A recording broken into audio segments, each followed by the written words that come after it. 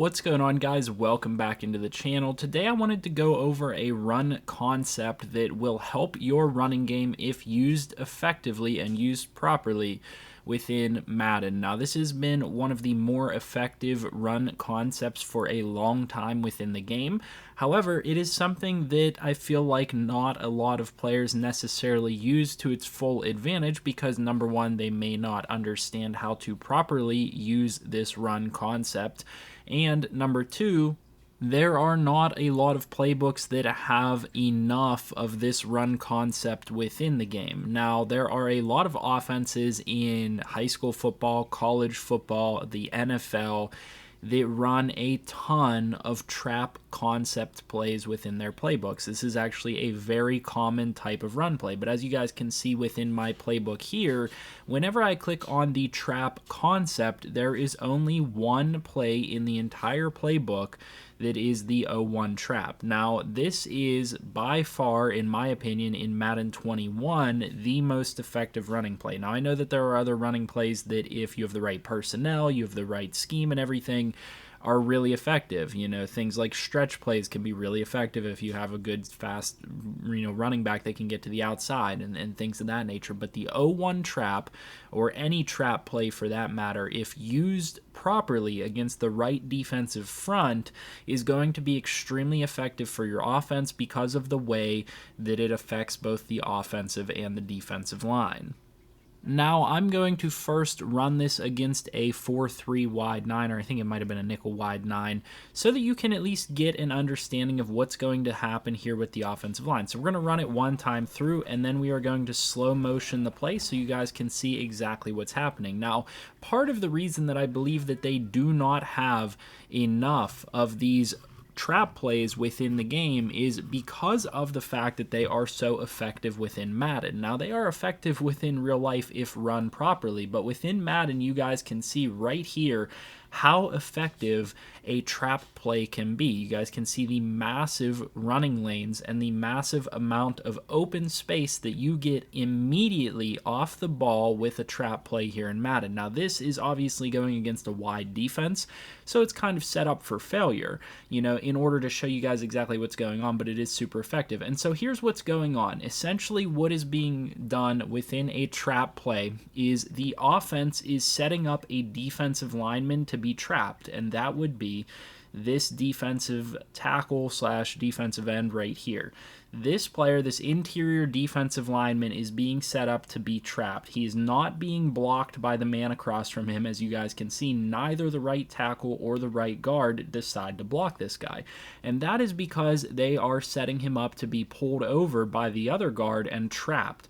And what happens here with the trap play, more often than not, and actually the goal here of the trap play, is the defensive lineman is more than likely going to be undisciplined.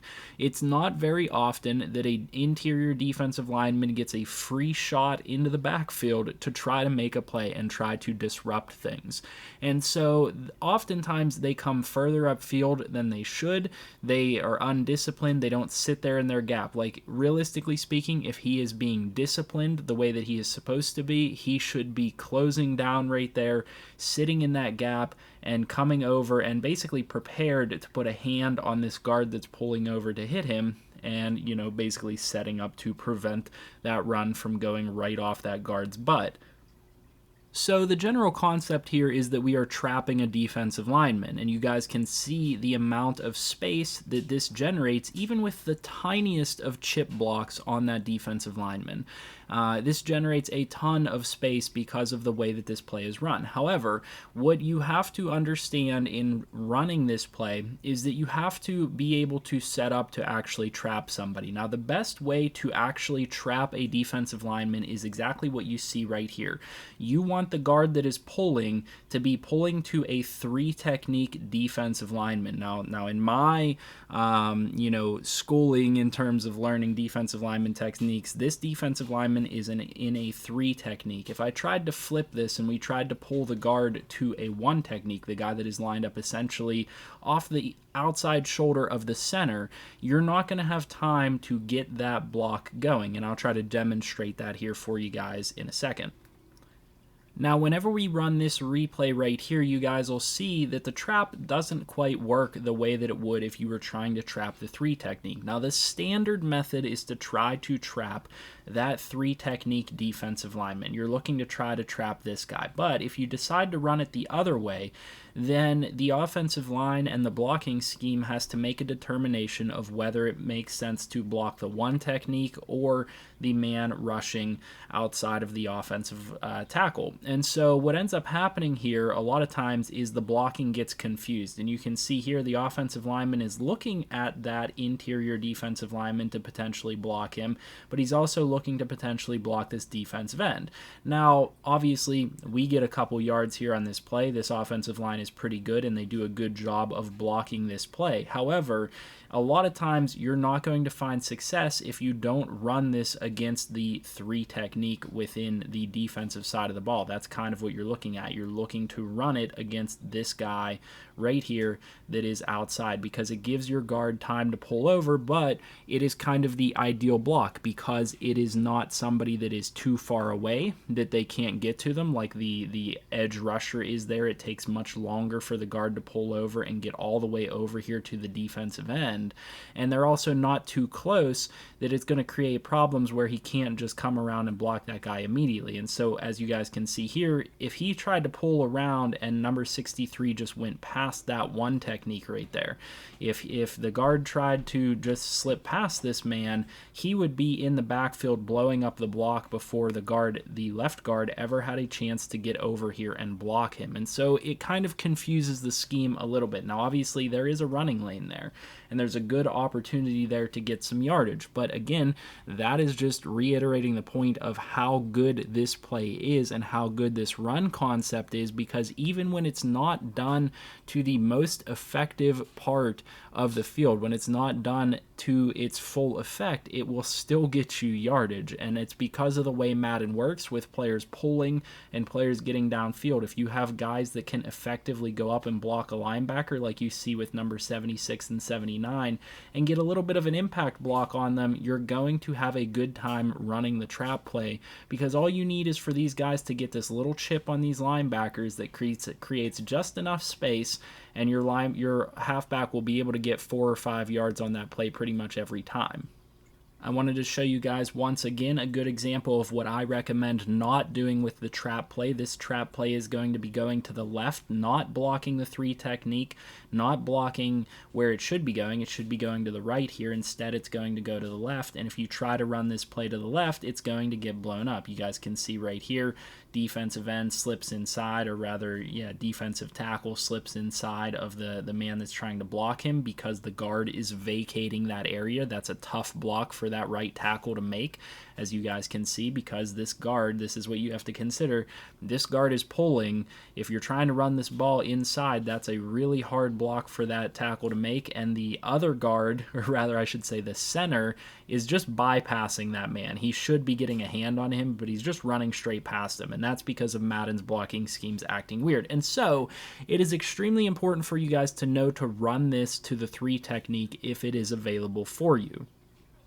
So here we see a defensive front that is going to be advantageous for us to run this to. You can see that the left guard will be pulling over to block the 3 technique. Even though that 3 technique is a superstar, we're going to get a nice hole to run the ball through. And I can run this play over and over and over again against a defensive front like this, and I'm going to get yardage. There's going to be a hole to run through, and more often than not, I'm going to be getting anywhere between 5 and 10 yards pretty much any time I run this. You guys can see how much space the offensive line generates with this concept, and this is why I wanted to cover this today, and it's partly why I wanted to show you guys this is my best running technique. This is what I find to be the best type of running play, the best type of running scheme essentially within, that is the trap running concept. So why is it very often that people do not run this trap running game? Well, first and foremost, a lot of people will see this type of hole between the 2 defensive linemen, and they'll switch to a dive play and run directly at that hole. And that's not necessarily a bad thing. There's not necessarily anything wrong with that.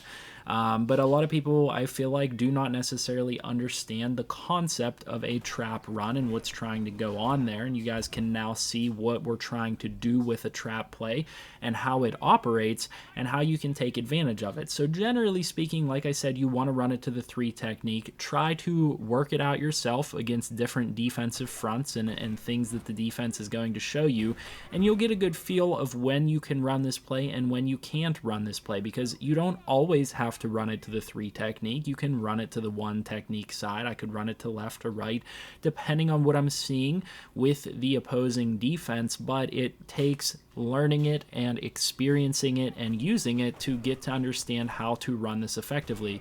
This is a play, like I said, that is not heavy in a lot of playbooks, and so it's kind of a play that I like to jump to whenever I need a gain. And I call it, and I wait to see what the defense is going to come out in, and then I judge, should I run this play against the defensive front or should I not? And I make that judgment call on whether it's going to get me yardage or not. And I always save this play for a time whenever I get the correct defensive front like this, and I run it against the front and I get yardage. Now obviously you guys can see there, occasionally the defense is going to make a play. You're not going to have 100% success with any type of running concept here within the game, but this is probably one of the ones that I would say has the highest success rate out of anything, as long as you have a pretty decent offensive line. So the final thing that I wanted to go into here today is just another example of when you don't want to run a trap play. Now, this isn't to say that you can't have success running a trap play in short yardage or goal line situations. However, generally speaking, whenever you have a guard or any offensive lineman leaving their position in a short yardage situation, you're going to be giving yourself a tough time, because it is nearly impossible to block a stacked front with one less offensive lineman. Now, that offensive lineman is obviously going to block somebody else, but it presents problems for your offensive line. And so you guys can see here, trying to run this trap play against a heavy defensive front, it's not going to go anywhere. 9 times out of 10, you're not going to be successful running this type of a running concept against a stacked defense. And so that is one thing that I want you guys to be aware of, is there's, pretty much a designated time that you want to run this play, and it is like a guarantee if you run against certain defenses that it's going to work. If you run it against the 3 technique, you're pretty much going to get yards unless that defense is really good and your offensive line is really bad. So, hopefully this helps your run game out in some way. Like I said, this is, in my opinion, one of the best, if not the best, running concepts within the game. This is one of my favorite running concepts, and whenever I have the opportunity to run a custom playbook, I try to put as many trap plays in it as possible, because they can be super effective. And you guys just saw there with the run against this stacked goal line defense, I had like 20 yards. So even against a defense that is designed to stop it, there are times where you can have a massive run breakaway from it. So it is a very useful run concept. Like I said, hopefully it helps you guys out in some way. And if it does, learning about the trap concept, learning how to incorporate it into your playbook, if this did help you out in any way, make sure you guys leave a like on the video, subscribe to the channel if you're new, and comment down below with anything else you guys would like to see next, or anything you could use help with. And I'll see you guys in the next video. Hope you have a good one.